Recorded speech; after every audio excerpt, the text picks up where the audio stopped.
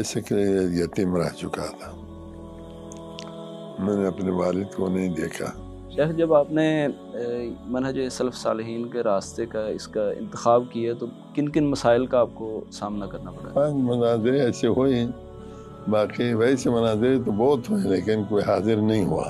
شیخ تصانیف کا آپ نے آغاز کب کیا؟ اور 1 پٹھان اور 100 پنجابی، اگر یہ ایک ٹھیک ہو جائے نا بس اس کو یوں سمجھو کہ 100 پنجابی ٹھیک ہو گئے۔ شیخ مدارس میں جو موجودہ حالت ہے اس کو آپ کس نظر سے دیکھتے ہیں؟ کیونکہ ہمارے مدارس میں خاص کر دینی مدارس میں پڑھاتے ہیں بے شک، کھانا پینا دیتے ہیں بے شک، لیکن اخلاقی پہلو کا خیال نہیں رکھتے۔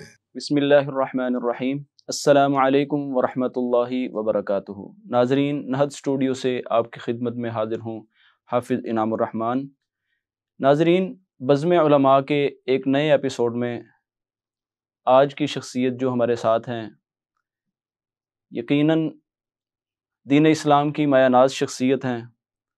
قرآن و حدیث کے لیے انہوں نے اپنی مکمل زندگی الحمدللہ انہوں نے اس پر ورک کیا، اس پہ کام کیا، اسلام کی خدمت میں انہوں نے اپنی زندگی کو گزارا۔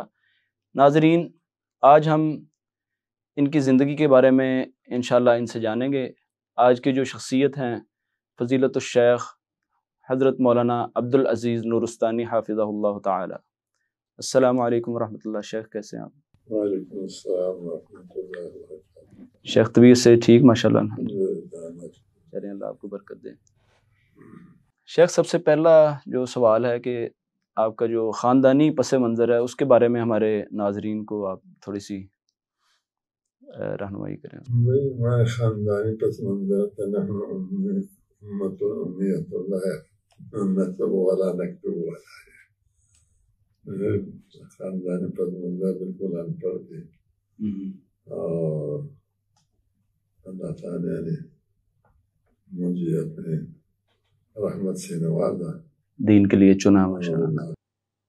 شیخ، اس کے بعد یہ جیسا کہ آپ نے بتایا کہ پچھلی جو آپ سے پہلے ہیں والد صاحب ہیں اور پیچھے دادا جان وغیرہ، وہ دین اسلام کا اتنا انہیں یعنی کہ فہم، باقی دین تو موجود ہوتا ہے ماشاءاللہ۔ جس خاندان سے آپ یہ جو مطلب کہ افغانستان کی پٹی ہوگی یا ہمارا یہ جو پاکستان میں بھی جو شمالی علاقہ جاتا، دین تو الحمدللہ موجود ہوتا ہے، نماز روزہ ہر چیز کی پابندی ہوتی ہے، لیکن پراپر جو دین کی تبلیغ و اشاعت کے لیے جو ہے نا اللہ تعالیٰ نے پہلی آپ شخصیت ہیں جس کو چنا انہوں نے۔ ہمارے خاندان تو اس کے بعد آپ کے بیٹے وغیرہ؟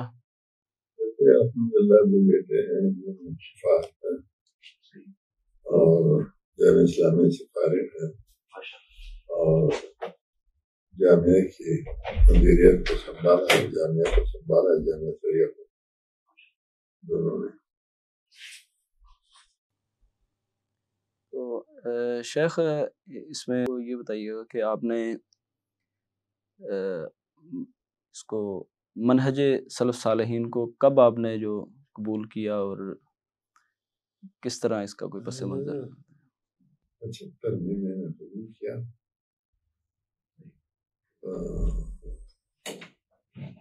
65 میں وہ میں جامعہ اشرفیہ پشاور میں پڑھتا تھا۔ جس استاد کے ساتھ ہم بیٹھتے تھے دور حدیث میں، وہ یہ کہتے تھے کہ ہمارا حدیث یہ ہے، ہمارا مذہب یہ ہے، حدیث یہ ہے، ہمارا مذہب یہ ہے۔ ہم شک میں پڑ گئے کہ نہیں یہ کیا ہے کہ حدیث یہ اور ہمارا مذہب یہ ہے۔ پھر میں تو ذرا کمزور تھا، مجھ سے ایک طالب علم تھا، اس نے پوچھا تو اس استاد نے باتیں ادھر ادھر کر لی، لیکن کل جو آ گیا تب بھی میں نے طالب علم کو کہا کہ بھائی کل والا سوال دوبارہ کرو۔ بس دوبارہ کیا تو اس نے کہا کہ بھائی بات یہ ہے کہ ہمارا مستدلات ادھر کے ہیں عراق اور شام و مصر کی طرف، وہاں شافعی بہت رہتے ہیں، ان کی مستدلات ہمارے طرف آئے ہیں۔ تو اچھا، حنفی انہوں نے بھی نکاح، انہوں نے شافعیوں کی طرف؟ ہاں شافعی کا اس وقت جی، اس وقت تو وہ ہماری صبح سرحد میں اہل حدیث کا تصور ہی نہیں تھا، تو میرا ایک استاد تھا، اسی کے کہنے سے میں نے دور حدیث شروع کیا تھا. اس کو میں نے کہا تو اس نے کہا کہ بھائی جب طالب علم دور حدیث کرتا ہے شیخ الحدیث پکا حنفی نہ ہو تو وہ حنفی نہیں رہ سکتا ہے، شافعی ہوتا ہے، شافعی ہو جاتا ہے. میں نے کہا نا کہ اہل حدیث کا تصور ہی نہیں تھا. تو بس الحمدللہ بس اسی سے. شیخ آپ نے ان کا یعنی کہ مکمل ادھر سے بھی درس نظامی مکمل آپ نے پڑھیا. صحیح ہے. اس کے بعد پھر جو اگلا مرحلہ تعلیم حاصل کرنے کا وہ آپ نے کہا؟ میں پھر کراچی گیا. کراچی میں مدرسہ دارالسلام بنس روڈ میں، جو کہ آج کل جامعہ ستاریہ کے نام سے کہا جاتی ہے، وہاں سے فراغت حاصل کی. شیخ ایک سوال یہ ہے کہ فقہ حنفی کو آپ جب چھوڑ کے اس طرف آئے ہیں تو فقہ حنفی میں پوچھنا چاہوں گا کہ آپ کو کچھ میجر جو پوائنٹس جو خرابیاں آپ کو نظر آئی ہیں اس کے بارے میں تھوڑا سا ہمارے ناظرین کے لیے. خرابیاں تو کچھ نہیں تھے، لیکن بات یہ تھی کہ حدیث کی مفہوم وہ اور طرف لے جاتے تھے. حدیث کچھ کہتے ہیں، ان کا عمل اور کچھ ہوتا تھا. اور اس کے لیے حدیث کی 10 جواب ہے، 5 جواب ہے، 25 جواب ہے، 12 جواب ہے، وہ جوابات کرتے تھے. تو اس سے ہمارا دماغ خراب ہو گیا کہ بھئی یہ کیا بات ہے کہ حدیث یہ ہے، حدیث کا جواب اتنا ہے اور ہمارا مذہب یہ ہے. تو کیوں ہمارے مذہب و حدیث میں کیا تضاد ہے؟ تو میں جیسے عرض کیا تو استاد نے کہا کہ بھئی ہمارے مستدلات اس طرف گئے ہیں جہاں شوافیہ رہتے ہیں، اور شوافیہ کے مستدلات اس طرف آئے ہیں تاکہ ایک دوسرے کی جوابات کی تدریب کریں. تو وہ کوئی ایسی بات تھی نہیں، سمجھنے والی بات تھی نہیں. جی ہاں. شیخ آپ کے دل میں دین کی جو محبت کس طرح پیدا ہوئی اور دین کی طرف کس طرح آپ اس کی تعلیم کے لیے راغب ہوئے؟ بیسیکلی یتیم رہ چکا تھا، میں نے اپنے والد کو نہیں دیکھا. میرا بڑا بھائی تھا ستیل، وہ پڑھتا تھا، وہ مجھے پڑھائی کے لیے لے کے آیا. اس کے ساتھ پڑھتے وہ تو فوت ہو گیا، اللہ تعالیٰ اس کی مغفرت فرمائے. بس میرا دل جم گیا ہے علم دین کے ساتھ. شیخ کن کن اساتذہ سے آپ نے استفادہ؟ اساتذہ تو دیوبندی اساتذہ بھی ہیں اور اہل حدیث بھی ہیں. اہل حدیث اساتذہ میں سے ایک ادھر کے عبدالعزیز فیصل آبادی جوگ دادو کی ہوتا ہے، ایک ملتان کے مولوی کرم الدین صاحب تھے، اور کراچی میں کرم الجلیلی صاحب تھے، اور ایک دارالحدیث رحمانیہ میں حاکم علی صاحب تھا.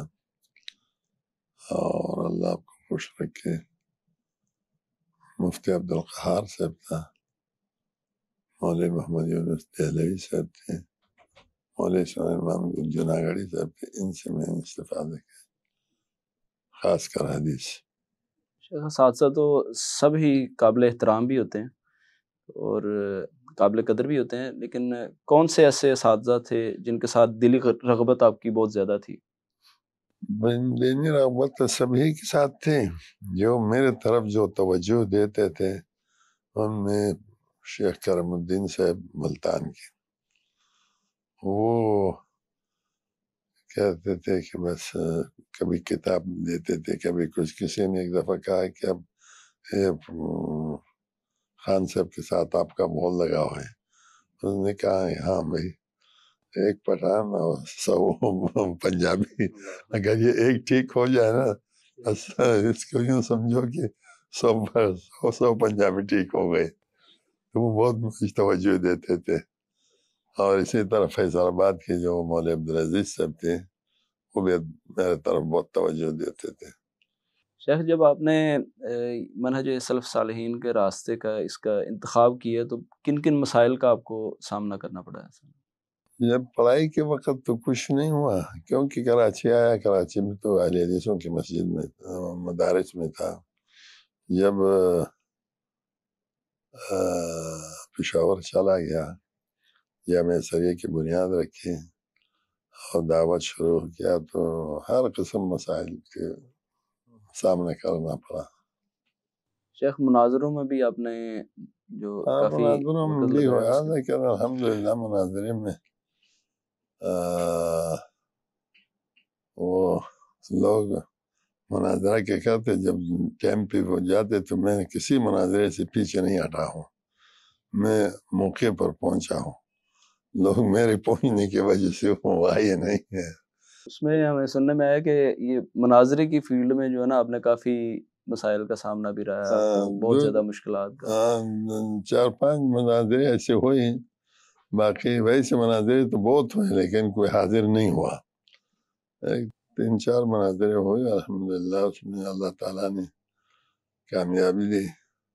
دربند میں ایک جو مناظرہ ہوا تھا اس میں جو واقعہ پیش آیا تھا وہ ہمارے ناظرین کو آپ اگر سنائیں تو. دربند میں مناظرہ تو نہیں ہوا تھا لیکن لوگوں نے مسجد پر حلہ بول دیا تھا، مسجد توڑا تھا، اور اس ہیڈ میں ہی تھا. اور اسی طرح اس کے سامنے دوسرے گاؤں ہے سونیا، وہاں بھی تقریباً 5-6 گھروں کو جلا دیا تھا اہل حدیثوں کے بغیر مناظرے کے، ویسے ہی نہیں کہ ویسے کہ بس وہ کر کے. شیخ مناظرے کی فیلڈ کو آپ کس طرح سمجھتے ہیں؟ اس کو اس وقت کا کیا صورتحال تھی اور آج کے دور کے حساب سے اس کا کیا لائحہ عمل ہونا چاہیے؟ آج کے دور کے حساب سے آپ کیا سمجھتے ہیں، ہونے چاہیے یا نہیں ہونے چاہیے؟ آج کل کے دور سے تو آج کل کے تو میڈیا کے مناظرے ہیں، سامنے سامنے تو کوئی ہوتا نہیں ہے، اور میڈیا میں سب گالیاں اور بد اخلاقی اور بد زبانی ہوتے ہیں. اس وقت الحمدللہ ہم آمنے سامنے ہوتے تھے. میرے خیال سے آج کل سامنے بھی ہو تو برداشت کی جتنی کمی ہمیں جو ہوگی ہوئی ہے. ایک دفعہ مردان میں ہمارا مناظرہ تھا تو ایک خان، ہم خان کہتے ہیں، ہم لوگ چودھری کہتے ہیں، وہ منصف تھا. تو اس جانب مقابل نے کچھ بات کہے تو اس نے کہا کہ مولوی بس بازاری زبان استعمال مت کرو، بس اس کو ایک ہی لفظ میں روک دیا. تو اس وقت الحمدللہ کوئی بد زبانی اور وہ نہیں ہوتے، بس سلیقے کے ساتھ دلائل پیش کرنا ہوتا تھا. تو اس وقت کے حساب سے آپ کیا سمجھتے ہیں کہ کتنا فائدہ اس میں ویسے دین کی تبلیغ میں اور مناظرانہ اس میں؟ دین میں تبلیغ تو آج کل میڈیا کے زمانے میڈیا کی وجہ سے زیادہ ہو گیا، اور مناظرہ بھی اگر کوئی سلجھی ہو یہ لوگ علماء کریں تو اس میں فائدہ ہے، اور اگر اچھے طریقے سے اگر کیا جائے، دلائل کے ساتھ کیا جائے تو عوام کو سمجھ آتی ہے کہ کس کی دلیل میں دم ہے اور کس کی بات میں. ہم 2 باتیں کرتے ہیں، تیسرے گالیاں ہوتے ہیں، تو اس سے کوئی فائدہ نہیں ہوتا ہے. وہ آپ حق پر ہے تب بھی کوئی فائدہ نہیں ہے، باطل فتح ہے تو وہ تو ہے ہی ایسے بہتر. شیخ آپ نے شیخ اسماعیل سلفی رحمہ اللہ سے بھی دینی استفادہ کیا؟ بس ایک دفعہ ملا ہوں اس سے، میں پشاور سے آیا، ہمارے ایک بزرگ تھے، اس نے خط دیا تھا جامعہ سلفیہ داخلے کے لیے. میں سلفی صاحب کے پاس گیا، اس کو خط دکھایا تو اس نے خط دیا، جامعہ سلفیہ گیا. جامعہ سلفیہ میں 2 مہینے رہ گیا، پھر واپس پشاور چلا گیا. شیخ تصانیف کا آپ نے آغاز کب کیا اور کتنی تصانیف ابھی تک اندازاً آپ کی جو ہے وہ شائع ہو چکی؟ تصانیف تو مثلا میں طالب علمی کے زمانے سے کیا ہے، لیکن وہ تصانیف ایسے ہیں کہ چھوٹے چھوٹے تبلیغی دعوتی رسائل ہیں. لٹریچر جس کو کہہ سکتے ہیں. اگر لٹریچر کو حساب کرو گے تو 115 تک پہنچتے ہیں. کوئی بڑی کتاب نہیں ہے، بڑی کتاب صرف ایک صلاۃ رسول ہے، پشتوں میں ہے پیغمبر منز کے نام سے، ایک بلوغ المرام کی شرح ہے، اور ایک قصیدہ نونیہ کی شرح کا ہے. جو بڑے ہیں. اسی طرح اللہ کی اسماء الحسنہ ہے، اللہ کی صفات ہے، اہل سنت والجماعت کی عقائد ہیں. شیخ مدارس میں جو موجودہ حالت ہے اس کو آپ کس نظر سے دیکھتے ہیں؟ اس میں کن کن اصلاحات کی ضرورت ہے؟ بس اصلاحات کی ضرورت یہ ہے کہ ایک تو نصاب ایک ہونا چاہیے اہل حدیثوں کے، اور دوسری بات یہ ہے کہ اہل حدیثوں کی آپس میں نظم و نسق ہونا چاہیے، کیونکہ نظم و نسق میں آپ کے مدرسے میں جو رہتا ہے ایک مہینہ دو پڑھ کر بھاگ جاتا ہے، دوسرے مدرسے میں جاتا ہے، وہاں سے تیسرے مدرسے میں جاتا ہے. اس کے لیے کوئی نظم و ضبط ہونا چاہیے کہ ہر ایک مدرسے کی یہ پابند ہو کہ اس سے پہلے مدرسے سے مدرسہ چھوڑنے کی سرٹیفکیٹ لے کے آئے. یہ بہت ضروری ہے. اور دوسری بات یہ ہے کہ بعض مدارس ایسے ہیں کہ وہ طالب علم کو دیکھتے نہیں ہیں کہ وہ دورہ حدیث کی لائق ہے، یعنی ڈائریکٹ بخاری پر بٹھا دیتے ہیں. بالکل، بلکہ یہ کچھ مدارس کے تو اس طرح بھی طالب علم کے دیکھنے میں آیا کہ ایک مدرسے میں پڑھ رہا ہے، 6 سال اس میں لگائے ہیں، آخری سال 7واں یا 8واں سال ہے جس حساب سے اس کا دورہ ہوتا ہے کورس، تو اس میں آخری سال ادھر سے نکل کے کسی بڑے مدرسے میں جا کے داخلہ لے لیتا ہے کہ جب سند فراغت ملے گی تو ایک بڑے مدرسے کی مل جائے گی. وہ یہ کہتے ہیں نا، یہ میرے نظر میں تو اچھا نہیں لگتا ہے. اس کے بعد جو بخاری شریف کا آپ سمجھتے ہیں کہ پہلے اس کو درس نظامی پہ مکمل اس کو عبور حاصل ہونا چاہیے، اس کے بعد اس کو اس میں بٹھانا چاہیے درس. دوسری بات ہے جیسے ہمارا اپنا طریقہ کار یہ ہے کہ اول ادنا سے لے کر ادنا میں ایک کتاب ہے، پہلی جماعت میں ایک کتاب حدیث کی، دوسرے میں تیسرے میں ہر ایک جماعت میں ایک ایک کتاب ہے، اور آخر میں پھر بخاری و مسلم. شیخ ادھر ایک بات آپ کو میں ذکر کر دوں کہ ہمارا جو اس میں مین جو ہمارا ایک ٹارگٹ ہوتا ہے وہ یہ ہوتا ہے کہ آپ جیسے مشائخ کی زندگی کو کور کیا جائے، اس کے مسائل وغیرہ طلباء کے سامنے ہوں. آج جو پڑھ رہے ہیں ان کے لیے ظاہر ہے آپ رول ماڈل ہیں، آپ جیسی دیگر شخصیات جو ہیں وہ رول ماڈل کے طور پہ ایک جو ہے نا ان کے لیے، تو ان کو آپ کی اس انٹرویو سے آپ کی زندگی سے استفادہ جو ہے نا وہ ہو. تو اس میں طلباء کو آپ جو کچھ نصیحت جو مین جو زندگی کا نچوڑ ہے آپ کا، وہ اگر آپ ان میں کریں انشاءاللہ. آج کل طالب علموں کے اندر مطالعہ کی رجحان بہت کم ہے. طالب علم استاد سے پڑھتا ہے اور بس رکھتا ہے، صبح لے کر پھر اسی کتاب کو لے لیتا ہے، نہ جو پڑھا ہے اس کی دہراتا ہے، نہ جو کل پڑھنا ہے اس کی مطالعہ کرتا ہے. تو اس سے طالب علم کے اندر وہ قابلیت ختم ہو جاتی ہے. اگر جو پڑھا ہوا ہے اس کو دہرایا جائے، جو جتنے طالب علم ہیں آپس میں جس کو مذاکرہ کہتے ہیں، اور اسی طرح اگر آئندہ پڑھنے کے لیے جو کتاب ہے اس کا مطالعہ کیا جائے تو اس سے بہت ہی فائدہ ہوگا. اور اس کے علاوہ سبقی اور جو درسی کتاب کے علاوہ اور کتابوں کے مطالعہ کرنے کی رجحان پیدا ہو جائے طالب علم کے اندر، تو اس سے انشاءاللہ بہت. اور اسی طرح فتویٰ نویسی کی، مضمون نویسی کی، یہ طالب علموں کے اندر رجحان پیدا ہو جائے تو بہت بڑی بات ہے، اچھی بات ہے. شیخ اس کے بعد اساتذہ کے لیے کون سی آپ نصیحت جو ضروری آپ چیزیں سمجھتے ہیں کہ جو طلباء کو دینی تعلیم کے ساتھ ساتھ کن کن امور کا جو ہے نا وہ جائزہ اساتذہ کے ذمہ ہونا چاہیے؟ اور دیکھیں دینی علم کے ساتھ ساتھ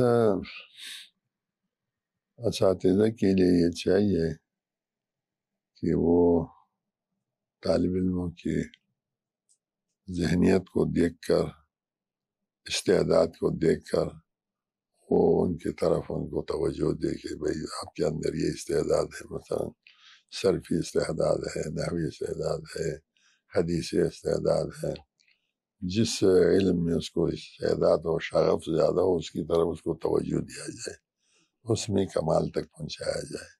شیخ مدارس کے منتظمین اور جو محتمم حضرات ہیں ان کے لیے بھی کوئی نصیحت اگر آپ فرمائیں تو؟ ان کے لیے تو میرے خیال میں یہ ہے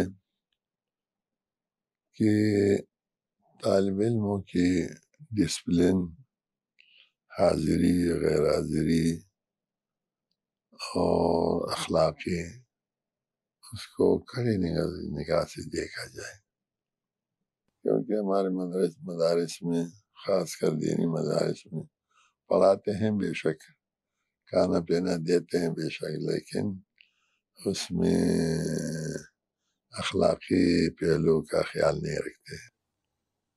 اسی طرح حاضری کی خیال نہیں ہوتا ہے کہ طالب علم ہوتا ہے 2 دن بھی اگر حاضر ہوتا ہے، 3 دن بھی حاضر ہوتا ہے، اور پھر آ کر اسی کلاس میں بیٹھ جاتا ہے، اس سے اسباق گزر چکے ہوتے ہیں، اس کا کوئی ان چیزوں کو محتمین کو خیال رکھنا چاہیے۔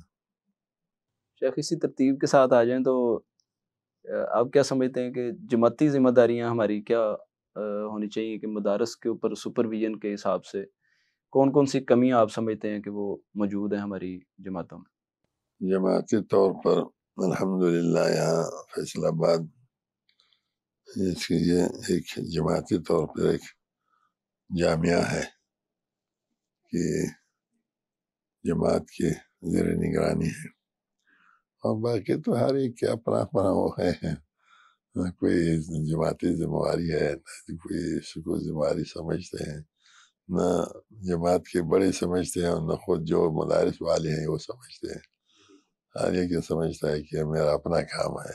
بالکل ایسے ہی، یعنی کہ ہر بندہ اپنی اپنی باغ دوڑ میں لگا ہوا ہے، اور اس میں آپ سمجھتے ہیں کہ ایک چھتری کے نیچے ان کو ہونا چاہیے، اور نصاب کے حوالے سے، نصاب کے حوالے سے، باقی اور معاشی معاملات بھی ہوتے ہیں کچھ اس طرح بھی کہ بڑے شہر ہیں، کچھ ان میں جو فنڈنگ کی کوئی کمی نہیں ہوتی، کسی قسم کے مسائل نہیں ہوتے۔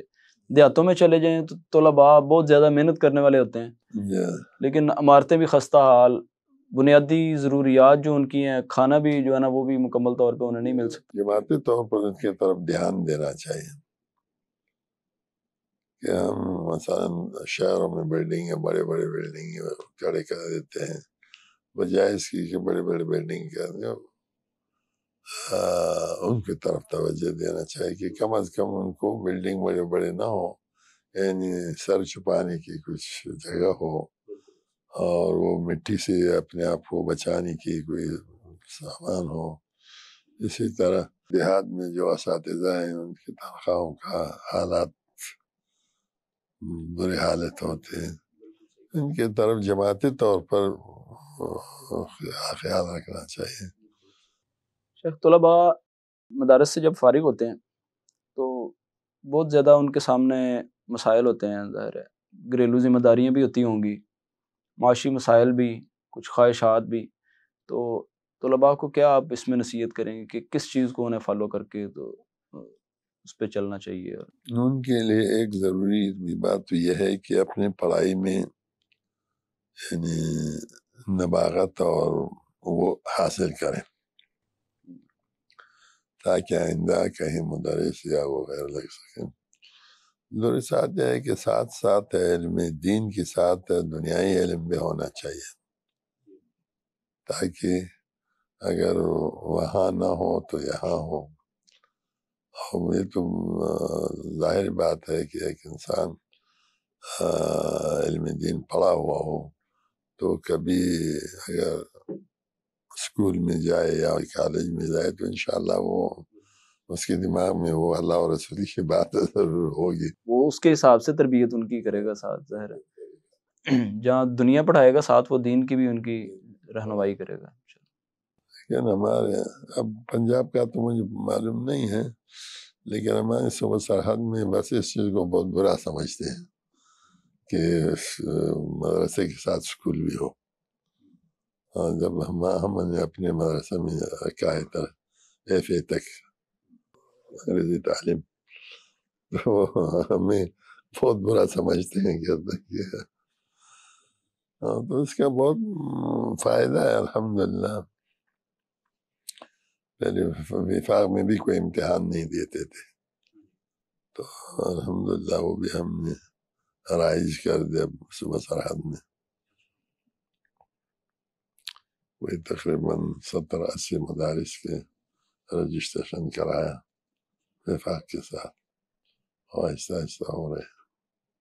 شیخ یہ جو جس طرح ڈیجیٹل میڈیا، جس طرح ہمارا یہ اسٹوڈیو ہے، اس حساب سے جو دین کی تبلیغ کے لیے جو مواقع ہم حاصل کر چکے ہیں ادھر اس پہ سوشل میڈیا پہ، اس پہ تبلیغ کے حوالے سے آپ تو بہت ہی اچھی بات ہے، کیونکہ آلات ہیں، آلات کو صحیح استعمال کرو گے تو صحیح ہے، اگر خراب استعمال کرو گے تو خراب ہے. اور اس سے جتنا فائدہ ہوتا ہے تو ویسے جلسوں سے وغیرہ وغیرہ سے اتنا نہیں ہوتا ہے، کیونکہ ایک عالم جو بیان کرتا ہے اس کا جلسہ میں تو جو حاضر ہیں وہ دیکھیں گے، اور اس میڈیا میں غیر حاضر بھی ملک میں بھی بیرون ملک میں بھی دور دور تک اس کو دیکھا جائے گا. اس نے یہ تو مجھے بہت اچھا نظر آتا ہے کہ یہ معاملہ اچھا ہے. شیخ ایک چیز رہنمائی فرمائیں کہ معاشرے میں ایک چیز کا ذکر کیا جاتا ہے کہ جی دین والوں سے، علماء کے اٹھ جانے سے جو ہے نا وہ دین پر زوال آ رہا ہے اور علماء اٹھتے جا رہے ہیں، اس طرح کے معاملات. تو اس کو اس طرح کہنا، اس طرح ذکر کرنا، اس کو آپ کس طرح سمجھتے ہیں؟ یہ تو حدیث میں ہے نا کہ وقت ایسے آئے گا کہ علم ختم ہو جائے گا، تو علم اللہ تعالیٰ انتظام نہیں ختم کرتا ہے، کسی کے دل سے نکالے، وہ ختم ہو جائے گا بے وفات العلماء، علماء کی وفات کی وجہ سے. تو اسی طرح جب آپ نہیں پڑھو گے، میں نہیں پڑھوں گا، وہ نہیں پڑھو گا، وہ نہیں پڑھے گا، اور وہ جنہوں نے پڑھا ہے وہ فوت ہو جائیں گے، تو زوال ہی ہوگا. شیخ آپ کافی زیادہ مدارس کی ماشاءاللہ سرپرستی کر رہے ہیں، تو آج سے کچھ سال پہلے، 20 سال 30 سال پہلے کی مدارس کی جو حاضری تھی ان میں اور تعلیمی نظام تھا جو، اس کو آپ کس طرح دیکھتے ہیں، اور آج کا جو صورتحال ہے اس پہ آپ اطمینان کا اظہار کرتے ہیں یا کچھ کمی ہے یا کوئی اس سے بہتری ہے؟ مجھے تو یہاں پنجاب کا علم مجھے نہیں ہے، میں تو صوبہ سرحد کا علم ہے، تو وہاں پہلے بھی نظام بدتر تھا تو اب بھی بدتر ہے. سہولیات کے حوالے سے بھی تو ہے ہی ہے، ظاہر ہے وہ تو دینی دنیاوی مسائل ہیں ہی ہیں، باقی مدارس کا بھی اسی طرح ہی ہے تعلیمات. الحمدللہ وہ پڑھائی اور وغیرہ ہوتا ہی رہتا ہے، لیکن جو جو انتظامی یہ طور بیانیہ ایک آتا ہے کہ جی جو دین ہے نا وہ زوال کی طرف جا رہا ہے، اس طرح کا آپ سمجھتے ہیں کوئی اس طرح کے مسائل ہیں، یا اگر علماء جا رہے ہیں تو اللہ تعالیٰ نے اور صلاحیتوں کے ساتھ مزید طلباء بھی جو ہے نا وہ اللہ پیدا کرے گا، اس کی تو کوئی ایسی بات نہیں ہے. لیکن اگر ہم کوشش کریں گے تو زوال کی طرف نہیں جائے گا بلکہ ترقی ہو جائے گا. اگر کوشش نہیں کریں گے تو زوال کی طرف ہی بہت بخود جائے گا. شیخ عوام الناس کے لیے کچھ جو ہے نا وہ نصیحتیں فرما دیں. بس عوام الناس کے لیے تو یہ ہے کہ ہر وقت اللہ کے خوف ہونا چاہیے، اللہ کے ساتھ ربط رکھنا چاہیے، اللہ کے دین کے ساتھ اور علماء کے ساتھ، مدارس کے ساتھ، مساجد کے ساتھ ربط رکھنا چاہیے. یہ سمجھتا ہوں بس یہی رہنمائی کے لیے کہ عوام الناس مساجد اور مدارس اور علماء کے ساتھ ربط رکھے، کیونکہ ان کے ساتھ ربط رکھنا ایسا ہے جیسے کہ اللہ سبحانہ و تعالیٰ کے ساتھ، اس کی دین کے ساتھ ربط رکھنا. ٹھیک ہے جی شیخ، آپ کی تشریف آوری کا بہت بہت شکریہ. بارک اللہ، اللہ خوش رکھے. ناظرین اسی کے ساتھ ہمیں اجازت دیں، انشاءاللہ اگلے پروگرام میں ملتے ہیں. والسلام ورحمۃ اللہ وبرکاتہ.